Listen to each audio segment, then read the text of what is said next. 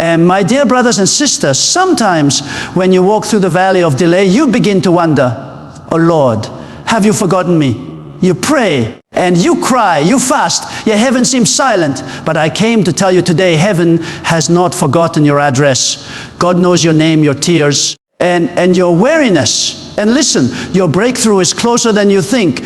When the night is darkest, the dawn is nearest. When the burden feels heaviest, and the miracle is just at the door, there are moments in every believer's life when the heart grows tired and the spirit feels stretched beyond its limit. And the prayers that once felt vibrant now seem to echo in the distance, unanswered and unseen.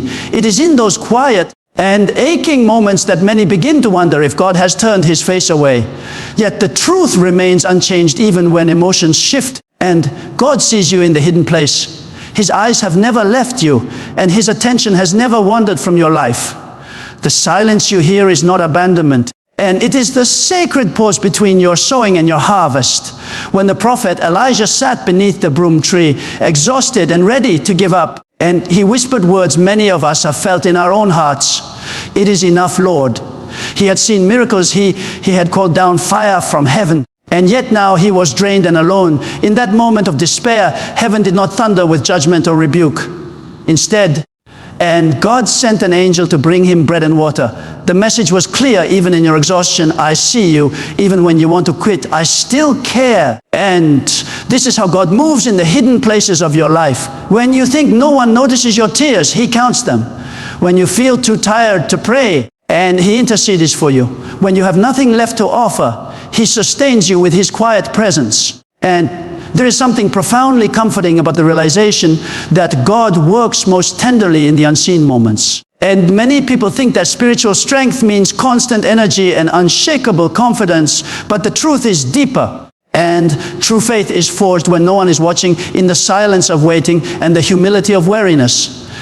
God trains the soul in the hidden chambers, and where applause cannot reach and where praise cannot distract, the hidden place is not a punishment, it is a place of preparation. And it is where character matures, where pride is stripped away, and where dependence on God becomes real. And sometimes you will look around and see others advancing while you remain still. You will see others celebrated while your obedience feels unnoticed. But God never measures your worth by what people see. He measures it by the depth of your surrender in private. When you serve, when you give, and when you forgive, when you pray though no one thanks you, heaven keeps record.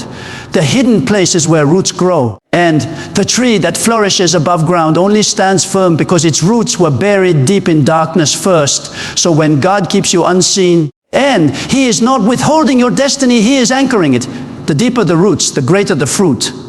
In the hidden seasons, and God whispers lessons that cannot be heard in the noise of success. He teaches endurance, patience, and trust. And he allows silence to stretch your faith so that when the answer finally comes, it will not simply excite you, it will mature you. And Elijah's encounter under the broom tree did not end with a miracle of thunder or fire.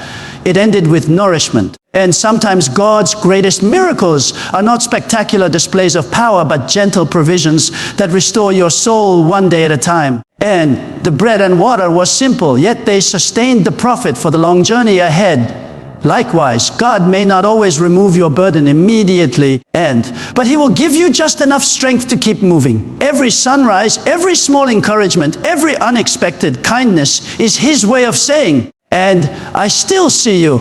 As you walk through your hidden season, remember that divine vision does not blur. And the same God who saw Hagar in the wilderness and called her by name is the same God who watches over you. He is not absent when you are weary. He is near and preparing you for what comes next. The hidden place, though lonely, is sacred ground. And it is where God shapes you quietly for the destiny he will later reveal openly. The second truth flows naturally from the first. And if God sees you in your hidden place, then weariness cannot be a sign of failure. And many believers carry a heavy burden of guilt when they feel tired or discouraged, as if spiritual fatigue means weak faith. But weariness is not weakness. And it is evidence that you have poured out yourself in faith, that you have stretched your heart towards something greater than comfort. Even Jesus and the Son of God grew weary. The scriptures tell us he sat by the well at Sychar, tired from his journey. And he who could heal the sick and calm, deceased and experienced the physical and emotional limits of being human. This truth should comfort every weary soul. And if the perfect Son could grow tired, then your exhaustion does not disqualify you from divine purpose. And the danger arises when weariness turns into hopelessness. There is a difference between being tired and giving up. Fatigue is a signal to rest in God and not to retreat from Him. When you reach the end of your strength, you are invited to draw from His. The problem is not in feeling weary, and it is in thinking that your strength must come from yourself. Many believers burn out because they try to sustain spiritual life through their own willpower. But the secret is surrender, not striving. When you bring your emptiness to God, He fills it with His Spirit. And the moment you admit you cannot continue on your own, divine grace steps in to carry you further. In everyday life, this truth has profound implications. And consider a farmer who works long hours under the sun. When his body grows weary, he does not curse the soil for resisting. He simply pauses, wipes his brow, and trusts that his labor is not in vain. In the same way, spiritual fatigue does not mean your faith is dead. It means you have been sowing, believing, and standing. Every prayer, every act of obedience, every moment of endurance is a seed in God's field. Weariness often comes before the harvest, and not after it. That is why the scripture reminds us not to grow weary in doing good, for in due season we shall reap if we faint not. And the key is to recognize weariness as a call to rest in God's strength, not as a sign to stop believing. When life presses heavily upon you, and it can feel as if you are carrying the world on your shoulders, the demands of work, family, ministry, and expectations can drain even the strongest heart. And yet God never intended for you to live fueled by constant self-effort.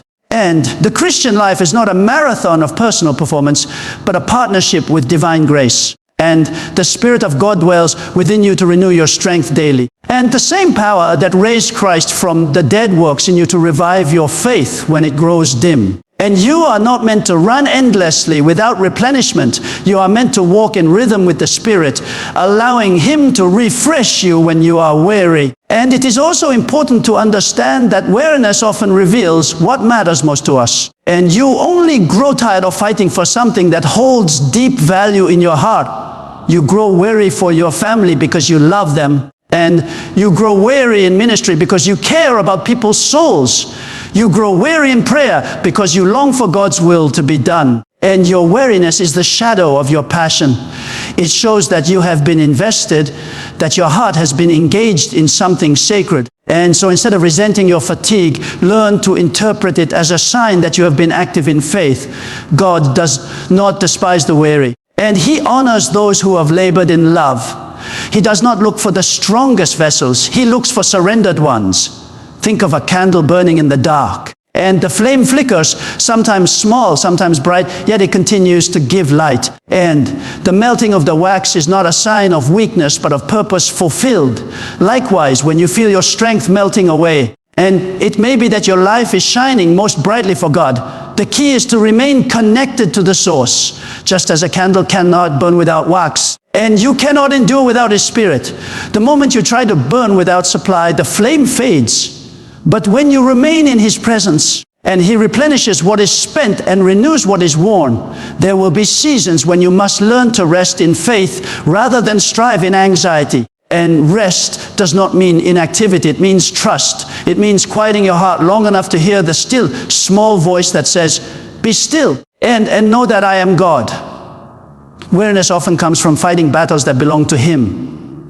When you release the need to control every outcome, and you open space for divine strength to flow, God's power is made perfect, not in your energy, but in your weakness. And His grace is most visible when your strength is most gone. The more you depend on Him, and the more you discover that true endurance is not about never getting tired, it is about never facing exhaustion alone. And one of the greatest examples of renewed strength comes from those who have learned to pause before they break. And there are times when your spirit must retreat to the quietness of prayer, even if only for a moment, to breathe again. This is not failure, it is wisdom. And Elijah's journey from despair to renewal began not with more striving, but with rest and nourishment. And God did not command him to go immediately to Mount Horeb. He first gave him food and sleep. Many believers ignore this divine rhythm and pushing themselves beyond the limit of grace. Yet God designed life to function in cycles of work and rest. Even creation itself has seasons. And when you respect that rhythm, you will find that your strength is continually restored and your perspective remains clear in the process of renewal. And do not forget gratitude. Thankfulness has a mysterious way of refreshing the soul. When you focus on what remains rather than what is lost, and you invite peace into your heart, gratitude lifts the mind above exhaustion and helps you see evidence of God's faithfulness even in fatigue. Every breath and every sunrise, every friend who prays for you is a reminder that God's care is constant. And weariness begins to lose its power when you shift from complaint to thanksgiving. The heart that praises cannot remain defeated for long. And because praise realigns it with divine perspective, there will always be moments when the road feels long and the vision grows dim. But those moments do not define your destiny. They are simply pauses in the journey, opportunities for divine strength to flow again. You may feel weary, but you are not weak. You may feel hidden, but you are not forgotten. God's presence surrounds you even when you do not sense it. Every tear, every sigh, and every whisper of your heart is known to Him. When you stand at the edge of your strength, that is where His strength begins. And so take courage in your weariness. Rest when you must, but never lose faith. The one who sees you in the hidden place will lift you up in due time. And the weariness that once felt like a weight will one day be remembered as the moment grace carried you through. There are seasons in life when everything seems to move slower than our prayers. And we look around and see others advancing while we remain in the same place, wondering if perhaps God has forgotten our name or our purpose. And we begin to question whether the promises we once believed were simply dreams born of our own imagination. And yet there is a truth that must anchor every weary heart in such moments. Delay is not denial. When heaven seems to stand still, God is not idle. And He is arranging divine steps that are hidden from human sight. Every pause has a purpose. And every waiting season is shaping you for something greater than you can yet understand. The story of Joseph reveals this with remarkable clarity. And as a young man, Joseph received a dream from God showing him a glimpse of greatness. Yet, instead of walking straight into that promise, and his life took a series of painful turns, he was betrayed by his brothers, sold into slavery, falsely accused, and thrown into prison. From the outside, and it looked as though his dreams had died. But in truth, every event was part of a divine design. The pit, the prison, and the pain were not interruptions in God's plan. They were preparations for the palace. And Joseph's delay was not a punishment. It was a setup for his destiny. It is often the same with us when things take longer than expected. And we assume something has gone wrong. We pray for doors to open, but God keeps them shut because what waits on the other side requires a stronger character than we currently possess. The delay becomes God's classroom, and where He teaches patience, humility, and endurance. If we entered our promise too soon, the weight of it could crush us. So He delays not to discourage us, but to strengthen us.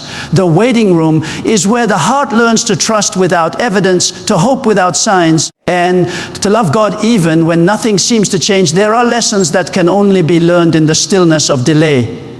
When we cannot control the timing, and we are forced to surrender. When prayers seem unanswered, we must decide whether we trust the gift or the giver. And delay reveals what kind of faith we truly have. Many can praise God when doors swing open, but few can worship Him when nothing moves. And yet it is in the waiting that faith becomes mature.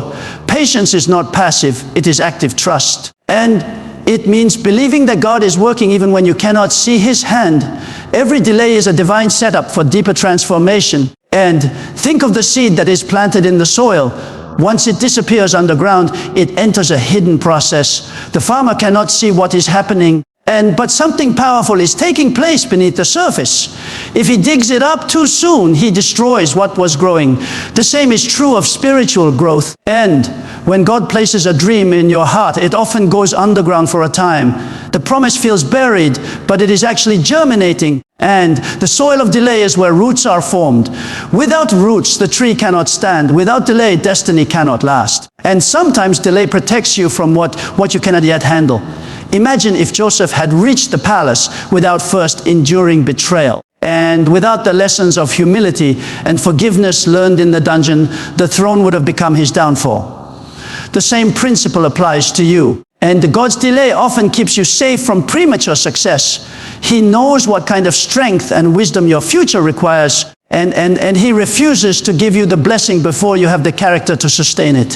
What feels like divine silence is often divine protection. And there are also moments when God uses delay to align circumstances beyond your control. You may be ready for the opportunity, but the people, timing, and systems around you are not yet prepared. Like a conductor arranging an orchestra, God synchronizes the details so that when the right moment comes, and everything fits perfectly. If he released the promise too soon, it would arrive out of tune. That is why patience is essential. And the delay is not simply about you, it is about everything connected to your destiny. When you understand this, you begin to see delay differently. And instead of despairing, you start to anticipate. You learn to wait with expectancy rather than frustration. You no longer see waiting as wasted time, but as preparation time. God never wastes a moment, even in what seems like stillness. He is refining, shaping, and positioning you. And the prison that held Joseph was the very place where he met the people who would later bring him before Pharaoh. In the same way, and the place you call a delay may be the ground where your destiny begins to unfold.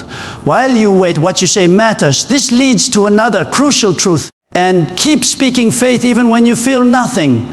Words are not just sounds that leave the mouth. They are seeds that shape reality. And long before anything changes outwardly, transformation begins in what you declare. And many people sabotage their own breakthroughs because their speech aligns with fear instead of faith. And they pray with hope one moment and speak defeat the next. Every word carries creative power. When God spoke the universe into existence, and he demonstrated the pattern for us, his word carried authority to bring forth light out of darkness.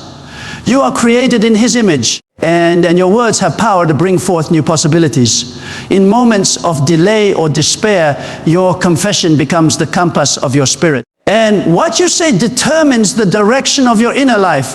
When you continually speak about failure, disappointment, or fear, your heart begins to believe it. But when you declare God's promises, even when circumstances look the opposite, your faith begins to rise above your feelings. And speaking faith is not pretending that problems do not exist. It is proclaiming that God is greater than the problem. Faith-filled words act like anchors, and they hold you steady when storms rage around you. Many times the difference between breakthrough and breakdown lies in what you confess during the waiting. And if you allow frustration to shape your language, you magnify your pain. If you allow faith to shape your language, you magnify God's power. And the scripture reminds us that death and life are in the power of the tongue. And this means that your breakthrough often begins in your mouth before it reaches your hands. There will be days when you do not feel like speaking faith, and emotions will urge you to complain or give voice to despair. But faith is not based on feeling, it is based on conviction, even when you feel nothing. And keep declaring the truth. Say, I am strong in the Lord. Say, God is working even now. Say, my miracle is on the way. Every time you speak faith and you realign your heart with divine reality, eventually your emotions will catch up to your confession. Think of the atmosphere around you as a field. And your words are seeds, and the environment you create will either nurture or choke your faith. When you speak words of fear, and you plant weeds that suffocate hope. When you speak words of faith, you plant seeds that grow into joy, strength, and peace. And the power of consistent confession transforms the way you see the world. Over time, your heart becomes tuned to expectation instead of anxiety.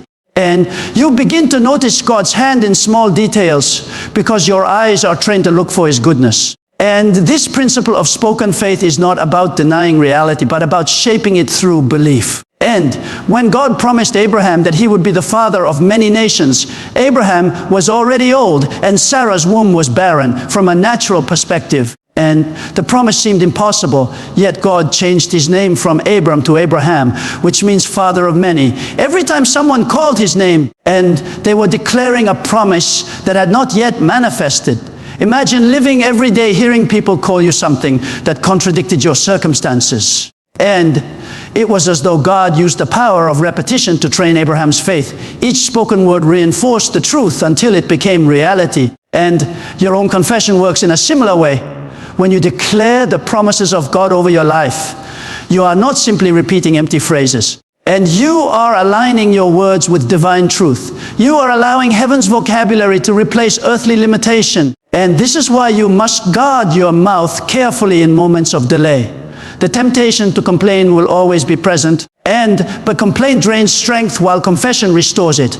Even a whisper of faith has power to shift the atmosphere around you. In practical terms, and this means filling your days with declarations that reinforce hope. When you wake up, thank God for what He has already done. When you face uncertainty, and remind yourself of His faithfulness in the past. When fear whispers that nothing will change, answer it with words of victory. Faith grows when it is spoken, and silence can suffocate hope, but speech revives it. The more you speak what God says, the more your heart believes it. And as belief deepens, actions follow. And eventually you begin to live as if the breakthrough were already on its way. And in that posture of expectation, God moves. And it is also important to remember that the words you speak about others shape your own destiny. When you bless others, and you open channels of blessing for yourself. When you curse, criticize, or gossip, you close those same channels. And a faith-filled mouth produces a faith-filled life. Speak peace over your home, blessing over your friends, healing over your body, and direction over your path. Even when results seem delayed, keep speaking. Words have a way of working silently beneath the surface. And much like seeds beneath the soil, in time they bear fruit. Sometimes your greatest battle will be against silence itself, when nothing changes, and the temptation is to stop declaring altogether. But that is the moment when persistence matters most. And the woman with the issue of blood pressed through the crowd saying to herself, if I can only touch His garment, I will be made whole. And her continual declaration became the rhythm of her faith. Each repetition drew her closer to her miracle. Had she stayed silent, and she would have remained in the crowd unnoticed. It was her spoken faith that moved her into action and positioned her for healing. And the same principle applies to your own journey. The words you choose create momentum. Every time you speak faith and you take another step forward, even if you cannot see the path clearly, the mouth of faith opens the way for the hand of God to move. And delay may test your patience, but your confession will sustain your spirit. Keep speaking light until darkness lifts. And keep speaking strength until weakness fades. Keep speaking life until life fills every empty space around you. Delay is not your defeat.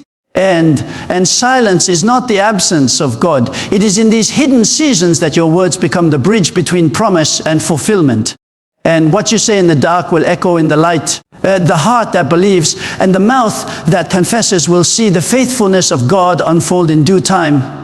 There are moments when pain seems to fill every corner of the heart. And when prayers feel heavier with every word and silence stretches longer than comfort can bear, in those moments, the natural instinct is to escape and to run from the ache that keeps pressing upon the soul. Yet there is a deeper invitation in every season of suffering, and a divine whisper that calls you not to flee from pain, but to pray through it. True prayer is not always polished or eloquent. And sometimes it is the sound of a sigh, the flow of tears, or the quiet endurance of a heart that still believes when nothing makes sense. And pain has a way of stripping away pretense, leaving behind the most honest cry of faith. And it is often that raw and trembling prayer that moves heaven most powerfully. When a believer learns to pray through pain, and they discover that tears are not a sign of weakness, but a language the Spirit understands. And there is a depth of communion with God that only suffering can birth. It was in the agony of Gethsemane that the deepest prayer of surrender was spoken. And not on the mountaintop, but in the garden of sorrow, in that place of pressure, where even sweat turned to blood, surrender was born. And prayer through pain transforms the heart, because it shifts the focus from demanding answers to trusting the presence of the one who listens. And it does not always change the circumstance immediately, but it always changes the soul within the circumstance. Pain, when met with prayer, and becomes a tool of transformation. It softens what pride has hardened and refines what comfort has dulled. And every tear shed in faith is a seed that will one day bloom in strength. And some of the most powerful intercessors in history were people who learned to carry their anguish into the presence of God rather than allowing it to harden their spirit. And they discovered that prayer is not about escaping pain, but about being reshaped through it. And the heart that prays in the midst of pain begins to see suffering not as punishment, but as participation in the shaping of divine purpose. And there is something extraordinary that happens when pain and prayer meet. The Spirit takes what words cannot express and turns it into the divine language. And the scripture describes this as groaning that cannot be uttered, and a soundless prayer that reaches the throne of God more directly than any sentence ever could. This means that even when you cannot find words, and your tears are not wasted. Every sigh, every ache, every unspoken plea becomes incense before God. Pain itself becomes prayer when surrendered in trust. And many people misunderstand prayer during painful seasons. They think of it as an attempt to convince God to remove the burden. But often, and prayer is not about removing the storm, it is about receiving peace within it. When Paul pleaded 3 times for his thorn to be taken away, and the answer was not the removal of the thorn, but the revelation of grace. The divine response was simple: my grace is sufficient for you. And that grace does not necessarily end the pain, but it transforms the heart to endure it with purpose. And to pray through pain is to open the soul to that sustaining grace, to allow God's strength to become your strength when yours is gone. And the person who prays through pain learns the discipline of waiting with faith. It is in those prolonged seasons of discomfort that endurance is born. And the more you bring your pain into the light of God's presence, the more it loses its power to control you. Pain left unspoken turns into bitterness, but pain lifted in prayer turns into breakthrough. Every cry before God becomes an act of defiance against despair. It declares that even when life hurts, and the heart will not stop believing. Prayer through pain also refines the understanding of who God truly is when everything is comfortable. And faith can remain shallow, built upon blessings and answered prayers. But when pain enters, the believer begins to know God in a different way. And he becomes more than a provider of miracles. He becomes a companion in suffering. This intimacy cannot be learned in ease. It grows in the soil of tears.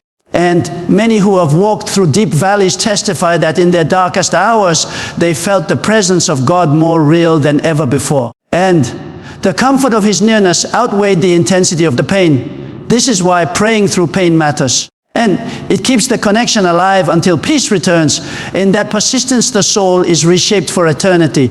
And the process of praying through pain also teaches humility. It reminds the heart that human strength has limits and divine help is not optional but essential. And pain brings the proud to their knees, but prayer lifts them to their feet again. And each prayer whispered in anguish becomes a brick in the foundation of unshakable faith. Over time, and the one who prays through pain becomes stronger, not because the pain disappears, but because the presence of God becomes the new source of endurance. And as prayer deepens in seasons of pain, something quiet begins to shift within. And the focus turns from why me to what are you teaching me? The question changes from when will this end to how can this glorify you? This transformation of perspective is one of the greatest miracles of prayer. And the circumstances may remain the same, but the soul rises higher.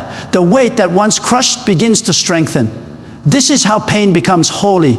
And it ceases to be merely something to survive and becomes something that shapes divine character within. Just as prayer through pain shapes endurance, and learning to recognize the quietness of God's voice shapes discernment, there is a subtle truth often missed in the pursuit of miracles. And not every breakthrough comes with noise. Many expect divine intervention to arrive with thunder and spectacle, but the greatest works of God are often quiet and unfolding gently like dawn breaking through darkness. The human heart, trained to look for signs and wonders, and must learn to perceive the stillness where God often hides his most powerful movements.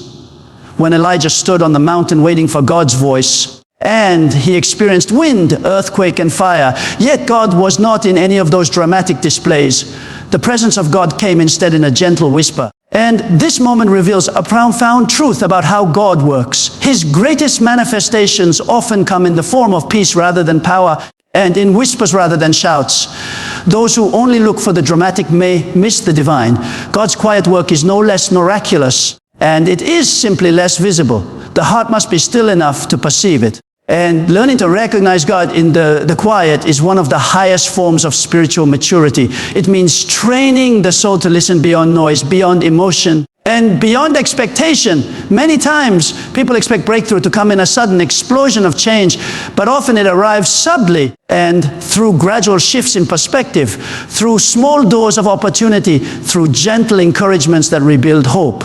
God's quietness is not absence, and it is intention. He speaks softly so that we must lean closer, and in leaning closer, we grow more intimate with Him. And when we learn to appreciate the whisper of God, we begin to see that His silence often carries purpose. And the quiet seasons test whether our faith depends on constant stimulation or on steady trust. It is easy to follow when miracles shout loudly. But it takes deeper faith to follow when He speaks softly. The whisper of God invites stillness, and in stillness, revelation grows clearer. And in the rush of life, noise can drown out wisdom, but silence sharpens it. The soul that listens in quietness becomes attuned to divine rhythm and discerning the difference between human desire and divine direction.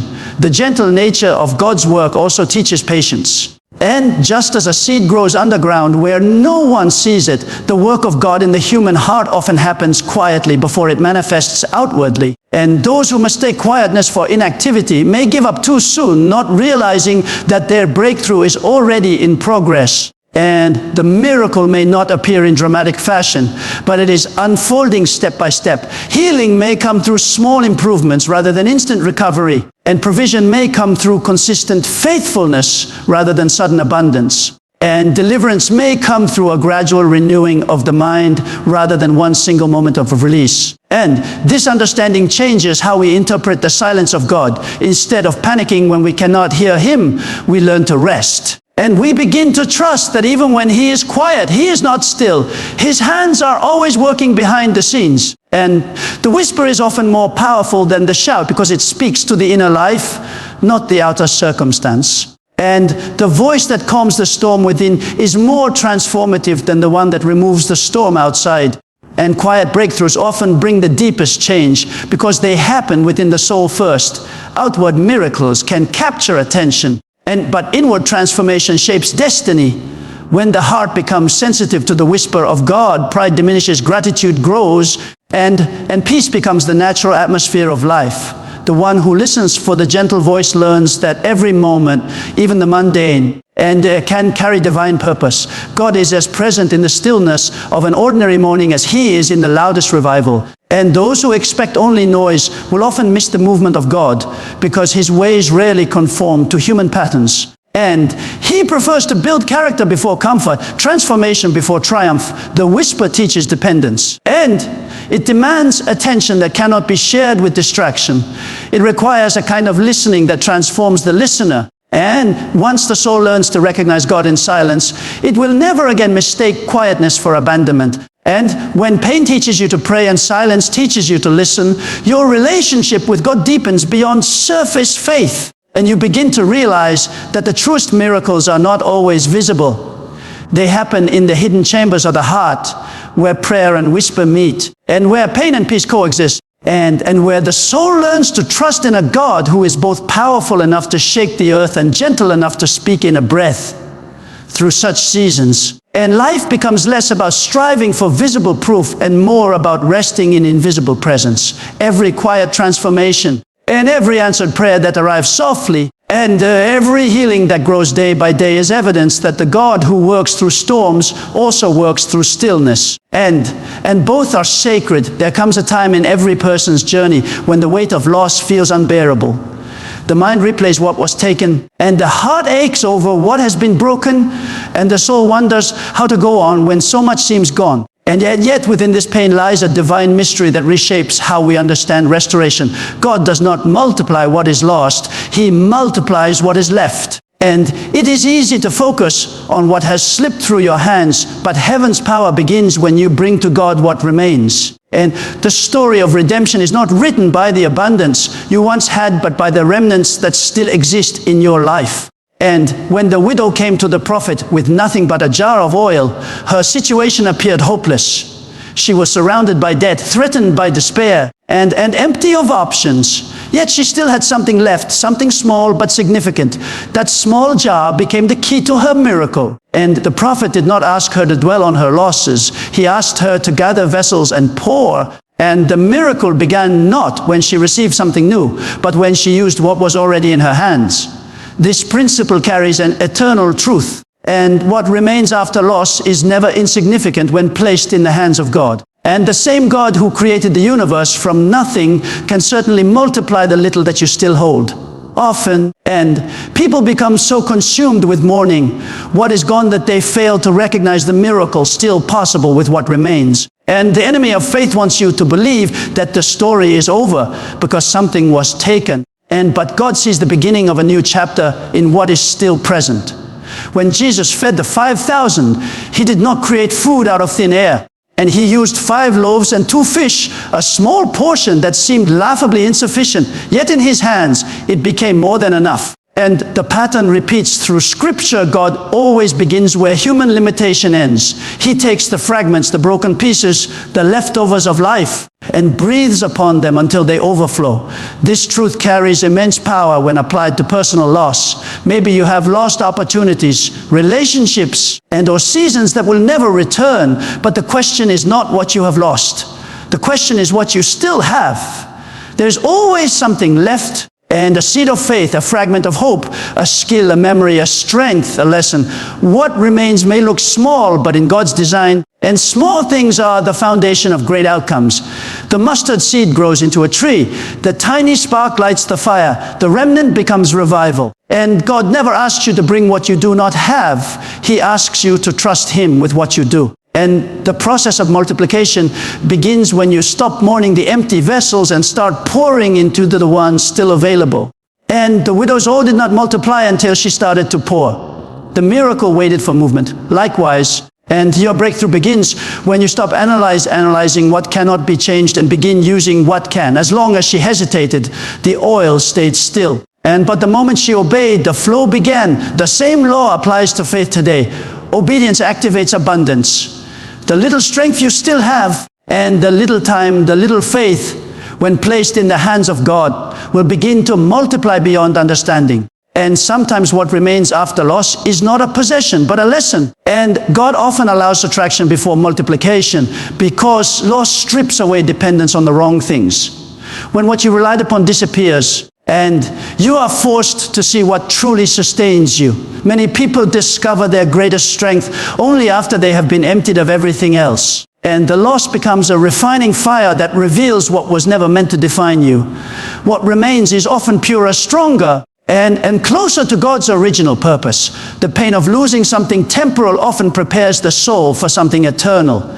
Even when life seems shattered, and fragments can still become foundations. The feeding miracle ended with baskets of leftovers, a reminder that nothing surrendered God is wasted. And the same truth applies to your life.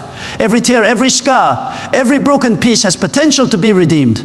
God multiplies what is surrendered and not what is clutched in fear. When you open your hands, He fills them again. But when you hold on to loss, you close yourself to new growth, to move forward. And you must release the weight of what was and honor the power of what still is. The principle of divine multiplication always follows the same rhythm as surrender, obedience, and trust. You surrender what remains, obey the instruction to act, and trust that God will do the rest.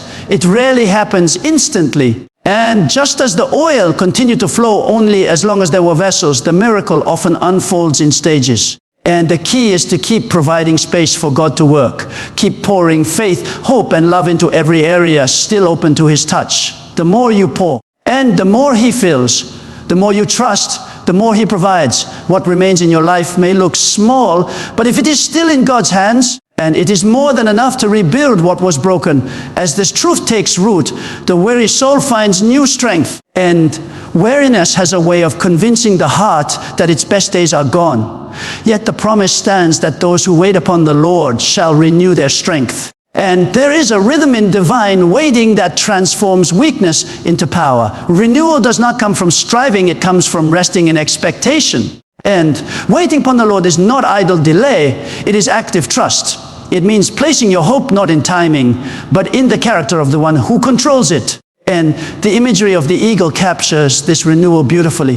When an eagle grows weary or its feathers become worn, and it retreats to a high place to shed what is old and wait for what is new, it does not rush the process, for it knows that renewal requires stillness. In time, new feathers grow, and with them comes the ability to soar again.